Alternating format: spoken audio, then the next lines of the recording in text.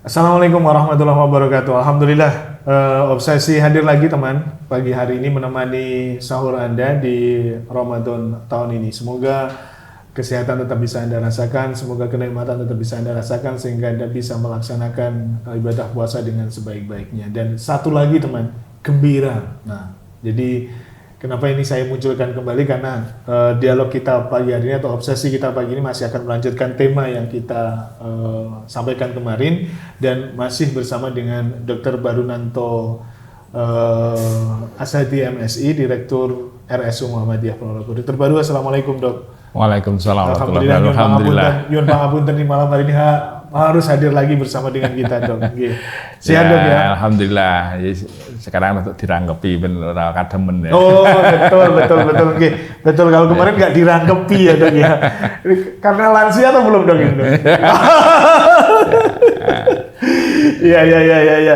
Dan tema kita masih sama teman. Jadi tema kita masih seputar tips puasa untuk para lansia dan tetap segar, supaya tetap segar dan bugar. Ya mohon maaf kemarin belum terlalu menukik ke tema yang kita gagas, kita sampaikan di hari ini, tapi insya Allah pagi ini kita akan hadirkan kembali. Dok, mereview dok, kemarin satu hal yang menarik yang terngiang-ngiang sepanjang hari ini di saya itu adalah puasa dengan gembira.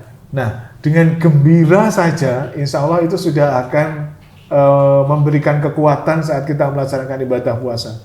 Betul ya dok ya? Iya, jadi orang gembira itu ada keluar namanya hormon adrenergik yang memudahkan cadangan makanan diambil nanti. Sehingga di saat-saat kita biasanya 6-8 jam setelah kita sahur, maka kadar gula darah kita turun. Di saat itu rasanya lesu, pengen ngantuk, tidur dan sebagainya.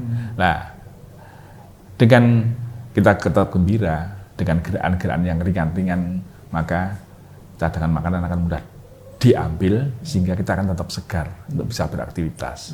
Rasa lesu biasanya antara 20-30 menit. Itu insya Allah akan hilang nantinya kalau kita melakukan aktivitas yang ringan. Gembira itu di hati atau di apa ya dok? Gembira itu di pikiran atau di katakanlah wah kita tersenyum aja lah atau seperti apa? Lebih ke seperti apa? Aspek psikis. Aspek psikis ya, lebih ke psikis ya. Aspek psikis. Jadi kan kemarin kita sampaikan bahwa diri kita itu ada dua aspek, psikis dan fisik. Puasa fisik kita yang mengalami. Oleh karena itu harus dibangun suasana psikis yang positif agar kita tetap bisa segar. Sehingga kalau mungkin ingat Rasulullah pulang dari Badar dikatakan bahwa kita itu masih barusan pulang dari perang kecil, ada perang besar lagi, perang melawan hawa nafsu kita. Dan itu kan aspek psikis yang lebih menonjol dibandingkan juga itu. Ya. Oke, itu teman. Jadi kuncinya itu apabila kita tariklah dari apa yang beliau sampaikan terkait dengan bagaimana puasa bagi para lansia ini. Nah, dok, sekarang kalau kita bicara puasa, tentu kita bicara tidak lepas dari bicara asupan. Nah, bagi para lansia, apakah ada hal yang spesifik yang perlu diperhatikan terkait dengan asupan saat berpuasa itu, dok? Atau makanannya, dok? Mungkin sebelum masuk itu, puasa itu kemarin mungkin sudah kita singgung, niat itu menjadi penting. Iya, betul. Ada perdebatan niatnya 1 bulan sekali atau setiap sore, harus setiap hari, setiap pagi sebelum.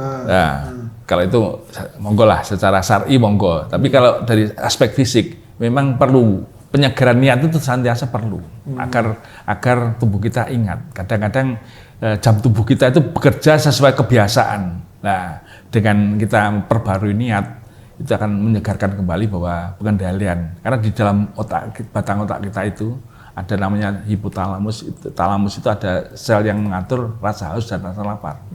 Kalau dua itu mampu kita stimulasi, kita instruksikan untuk mengendalikan rasa haus dan lapar itu, maka kita nggak akan merasa haus dan lapar tadi.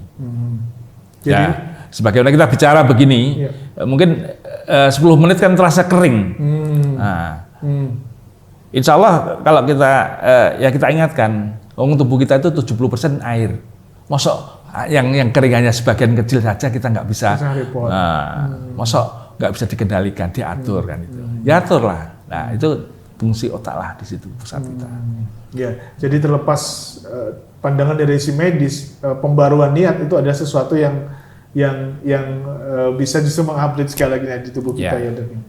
Oleh karena itu kalau salah satu sunnah lagi adalah mengakhirkan sahur agar instruksi tadi menjadi lebih segar lagi kan itu. Goalnya ke sana nih ya. Iya, jadi mengakhirkan sahur itu menjadi penting karena itu menjadi kunci instruksi kepada sistem saraf pusat kita menjadi segar. Jadi lebih segar lagi, jadi tidak penurunannya lebih panjang lagi ya maksudnya. Karena ternyata tidur itu bisa menghapus instruksi hati. Oh gitu. Ya walaupun kita sudah niat sore hari karena tidur bisa maka jadi lupa. Sistem saraf pusat kita lupa bahwa tadi sudah ada instruksi seperti itu. Kembali kepada kebiasaan yang biasanya. Itu. Berarti tidurnya ditahan dulu ya Dok ya? Dikurangi lah. Bukan dikurangi, tapi mengakhirkan sahur tadi. Ya jam sahur ya sekarang ini seperti saat ini. Iya, maksudnya itu. Itu. Siap. Mantap. Tidur tetap diatur sedemikian rupa sehingga sahurnya di saat-saat seperti inilah. Ini yang baik. Jadi manajemen apa ya Dok ya? Manajemen waktu lah. Manajemen waktu itu juga sangat mendukung khususnya bagi para lansia ya Dok ya. Jadi bagaimana sahur. Artinya gini Dok. Ternyata ajaran-ajaran fikih kita itu ditilik dari si medis itu ternyata it's okay gitu loh. Walaupun hanya segelas air putih. Namun itu sudah memberikan informasi, instruksi yang segar bagi otak kita. Walaupun hanya segelas air putih. Kadang-kadang kan pada usia lanjut kan alas-alasan mau makan, sahur itu kan mahal. Ya paling tidak air hangat kalau bisa.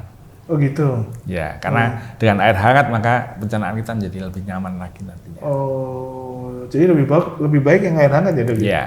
Untuk segala usia atau? Ya. Idealnya kenapa kalau yang muda itu nggak terlalu bermasalah karena masih cor mesinnya kan si anyar. Betul. Belum lagi ini Dok, kalau sore kenapa ini harus manis Dok? Ya. Yang paling cepat untuk membuat tenaga itu adalah yang gula manis tadi. Dan saya anjurkan pada yang sudah meninggalkan dunia hitam. Seperti kita itu. Sudah meninggalkan dunia hitam itu. Dunianya sudah sekarang putih, sekarang hitamnya sudah mulai hilang ini ya. Ini hati-hati dengan es.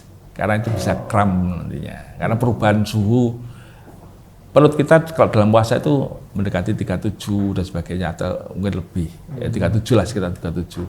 Kalau kemudian kita beri es maka perubahan yang mendadak ini bisa menyebabkan kram di perut kita atau gangguan pada perut, nggak nyaman lagi. Kalau aktivitas seperti apa Dok bagi para lansia selama puasa ini Dok? Ya wajar-wajar seperti biasanya. Ya tadi lah gambarannya suasana mau perang mau gembira tadi kan. Insya Allah saya ingat itu satu lewat laut mau berangkat itu kamu akan tersiksa oleh haus tapi sekedar saja kalau lewat sungai, jangan minum banyak-banyak. Artinya jangan terlalu perut dalam keadaan kenyang. Kalau kenyang nanti akan aktivitas itu akan menurun. Nah ini salah satu kenapa ada kemarin Dokter Rafi kan menganjurkan bukanya kalau bisa nggak langsung besar pada bukaan itu. Karena kalau terlalu kenyang maka akan ngantuk terjadi. Akhirnya aras-arasan sholat tarawih. Jadi kuncinya gembira ya Dok. Artinya mungkin bagi para lansia mungkin setelah sholat subuh dengan gembira mengajak istrinya jalan-jalan. Ya paling enggak ke masjid, sholat subuh berjamaah dengarkan. Insya Allah itu akan memberi nilai ya Dok. Tidak perlu olahraga yang secara spesifik katakanlah nggak usah lah ini bagi para lansia. Ya. Sore hari mungkin berdua dengan istri mencari takjil, harus tetap hati-hati lah, tapi tetap mencari takjil. Itu juga bagian dari upaya merefresh lah, seperti itu ya Dok ya. Oke. Jadi tidak ada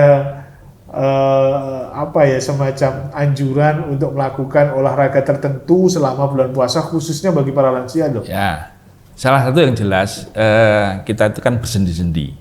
Karena kita bersendi-sendi maka gerakan sendi itu dicukupi lah. Oh, cukup itu aja cukup. Artinya jari ya gerak-gerak jarinya ya dilakukan. Jangan dibiarkan supaya nggak kaku nanti.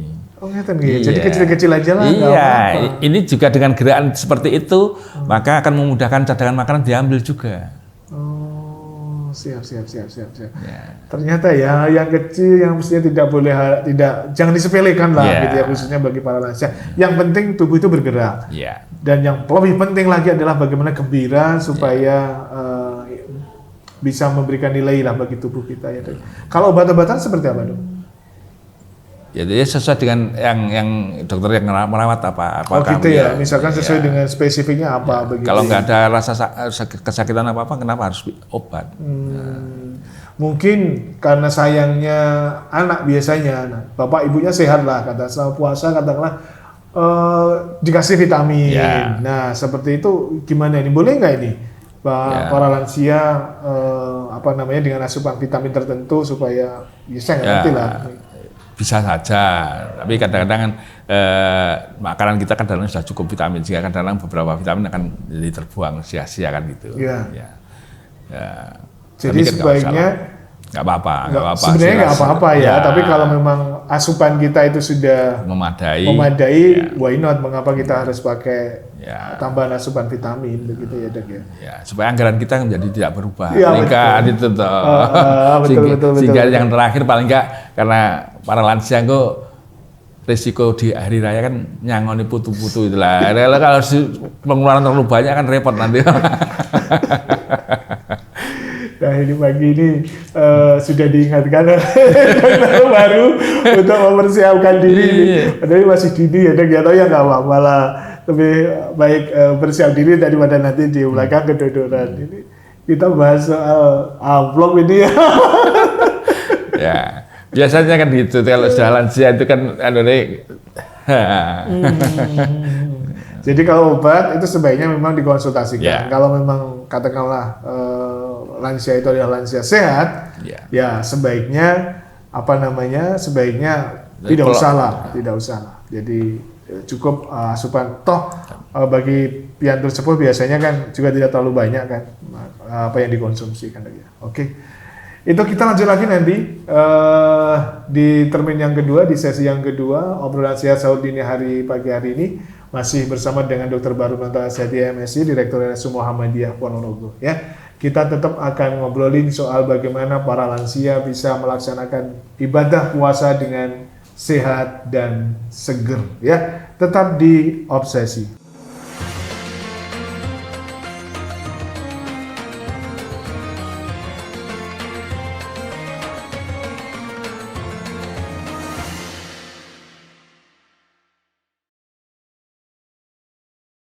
Baik, kita lanjut lagi di Obsesi setelah kami berdua menikmati sahur pagi hari ini.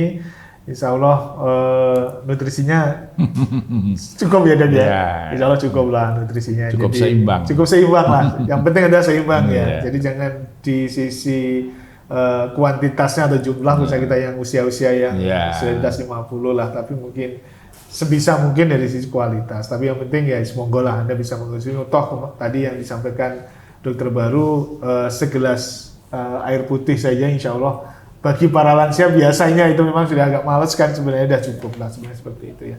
Oke, kita masih balik lagi bagaimana puasa bagi para lansia, dan sekali lagi tadi sudah disampaikan oleh dokter baru, kategori lansia itu sebenarnya di atas 50 itu pralansia. Jadi saya masuk kategori pralansia. Terlalu jujur saya itu pagi hari ini. Ya, kemudian di atas 60, di atas 64 itu sudah masuk kategori lansia. Nah, Dok, ada yang menarik, Dok, katakanlah karena kondisi para lansia sebenarnya tadi kita sudah menyampaikan sebaiknya memang yang utama adalah gembira. Yang pertama ya, Dok ya. Yang utama adalah gembira, kemudian turunannya adalah bisa olahraga dengan gembira, beraktivitas dengan gembira, kemudian bersosialisasi dengan gembira. Nah, seperti itu. Yang dari awal dulu, yang kalau olahraga memang ada yang harus diperhatikan nih bagi para lansia, Dok. Khususnya kan memang biasanya pagi hari nih, seperti apa, Dok? Jadi kalau pagi hari pasca sholat subuh kan dari masjid langsung jalan-jalan. Itu kan enak banget, itu ya. mumpung puasa ini ada aktivitas yang baik.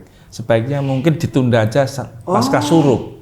Oh gitu ya. Sekaligus menurut kalau kita dari sholat subuh berjamaah di masjid, kemudian tetap di masjid sampai nanti terbit matahari, kemudian ditambah sholat 2 rakaat, maka kita akan mendapat pahala haji dan umroh atau apa itu. Nah, setelah itu begitu matahari terbit, kita jalan-jalan itu.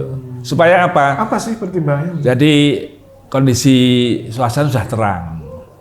Sehingga pada usia lanjut, apalagi kalau sudah usia di atas 70 ya, di mana khususnya itu kekuatan tulang sudah mulai menurun.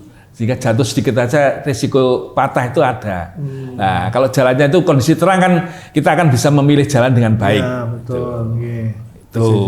Jadi demikian juga di rumah pun hendaknya pada usia-usia yang itu membungkuk terlalu lama itu wudhu pun sebaiknya mungkin ada tempat duduk untuk pada usia-usia yang lanjut itu. Ya. Karena dengan membungkuk terlalu lama itu kadang-kadang bisa terganggu keseimbangannya sehingga bisa mudah jatuh nantinya. Oleh karena itu kalau wudhu mungkin sambil duduk akan lebih baik lagi. Ya. Kemudian aktivitas apa lagi dok ini yang kira-kira bisa mendukung lah katakanlah aktivitas mungkin khas Ramadan tetapi itu bisa mendukung di sisi ibadah kita, kemudian kesehatan dan vitalitas tubuh kita para lansia itu. Kalau itu sudah kan itu kan masa pensiun, tidak punya pekerjaan yang pokok kan biasanya ya. Ini yang usia harus ya terus-terusan baca Quran nggak mungkin kan itu ya. Betul, realistis saja lah. Ya, artinya tapi bagaimana kita tetap bisa beraktivitas yang baik. Artinya persendian kita, tangan kita ini kan perlu digerak-gerakkan. Syukur agar optimal menulis. Karena menulis itu gerakan-gerakan tangan, indera raba juga menjadi berfungsi, gerakan kecil berfungsi, koordinasi mata dan tangan juga berfungsi, maka otak akan optimal bekerjanya. Dengan demikian insya Allah pikun akan terhindarkan daripada seorang lansia. Otak bisa terjaga ya dok. Iya, karena dengan berpikir, menulis, bergerak tadi, maka aliran ke darah ke otak akan cukup sehingga nantinya itu memang mohon maaf ini, memang ada korelasi nih. Iya. Benar itu ada korelasi katakanlah dengan mengurangi resiko kemungkinan pikun. Ya, jadi dengan peredaran darah terjaga di otak kita, maka konsumsi otak akan baik, maka fungsi otak kita akan maksimal. Jadi ada guyonan, kalau baju sering dipakai itu rusak, tapi kalau otak kita enggak. Semakin sering dipakai malah akan tetap terjaga baik. Bukan ngelamun loh, berpikir lah.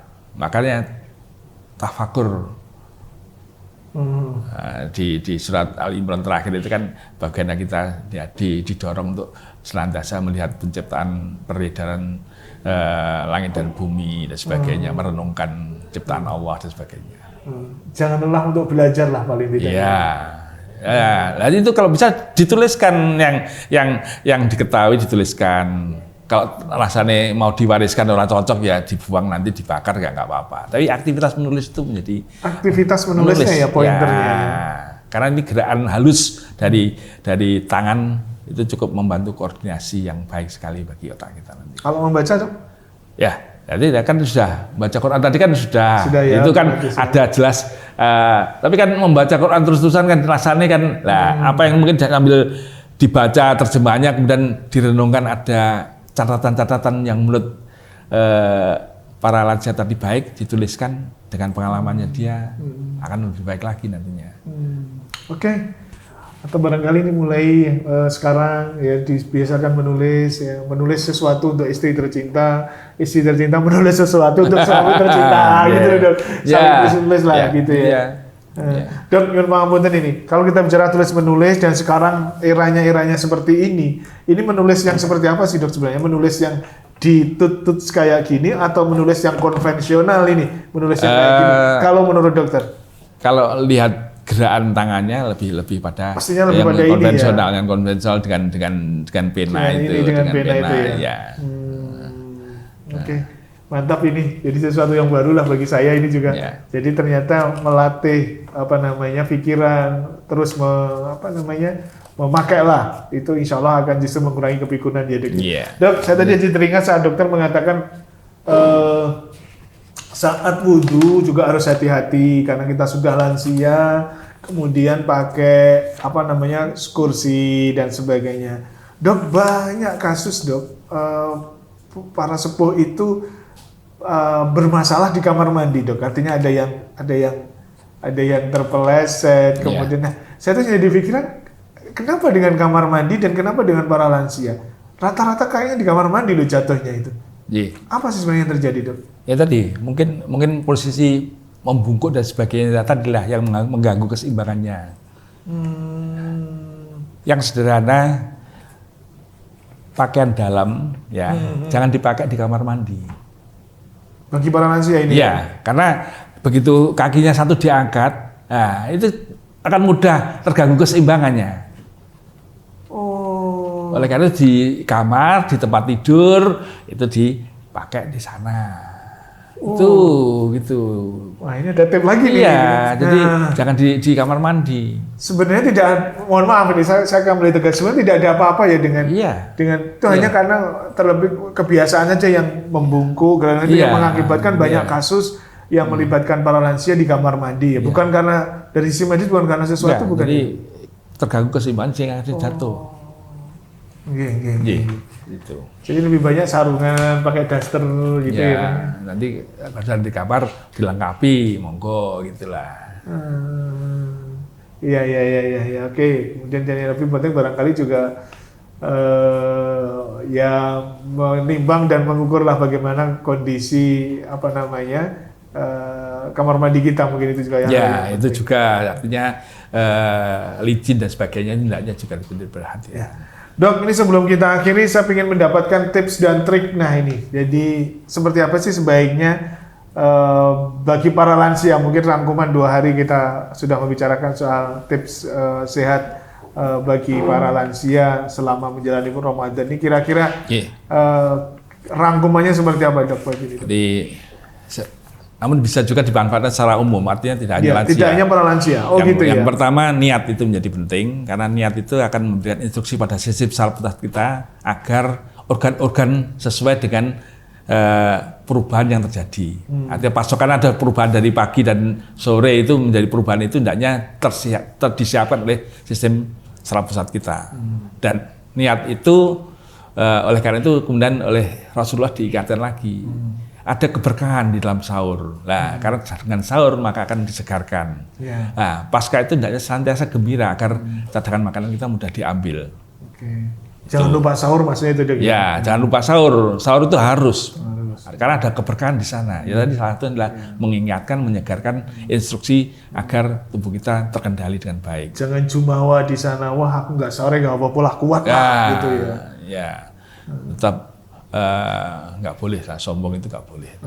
Ya, kemudian yang gembira di dalam aktivitas kesehariannya, karena dengan gembira ternyata tersenyum dengan merengut itu otot yang bergerak berbeda, Mas. Tersenyum dan merenung, tersenyum merengut. Merengut. Oh iya, bisa beda. Tersenyum itu gembira, kalau merengut nggak gembira. Bagaimana bedanya? Itu otot yang bekerja 2 kali lipat. Tersenyum itu lebih banyak 2 kali lipat dibandingkan merengut. Akhirnya kalau gerakan itu lebih banyak, memudahkan cadangan makanan kita akan terambil. Makanya tersenyum, gembira tadi itu. Ternyata efeknya itu tadi. Jadi gembira terimplementasikan dengan tersenyum lah paling tidak ya. Wajah cerah seperti saya pagi ini, cerah gitu ya dok ya. Insya Allah itu akan menjadi bagian yang bisa sehat. Berpikir positif dok? Ya, gembira, berpikir positif itu menjadi sesuatu yang penting di dalam rangka agar kita